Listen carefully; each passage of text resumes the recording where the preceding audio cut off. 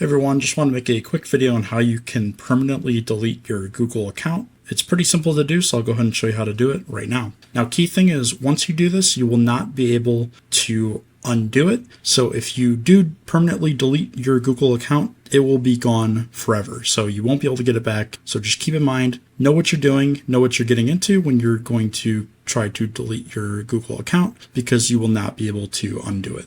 So first, we want to open up the google.com webpage, and then we want to go to the top right where we see our profile. Go ahead and click on that, and then click on where you see Edit Google Account. Next, you want to head over to the left-hand side where you see Data and Privacy. Go ahead and click on that. Once you're here, you want to scroll down all the way until you see the More Options area right here. It should be at the bottom of the page. And then you want to look for where you see Delete Your Google Account, delete your entire account and data. Go ahead and click on that. It's going to ask you to enter in your password. Now, once you get to the Delete Your Account page, you have a couple options. First, you can download your data before you actually delete your account. So if you go ahead and open this up, you can get a list of everything that Google tracks on your account, all of the data that they collect. But if we head back to the Delete Your Account page, if we scroll down, we can see that it's going to delete all of our Gmail, all of our calendar stuff, all of our YouTube stuff. So any channels associated with the account will get deleted as well. Any Gmail accounts associated with the Google account will be deleted. So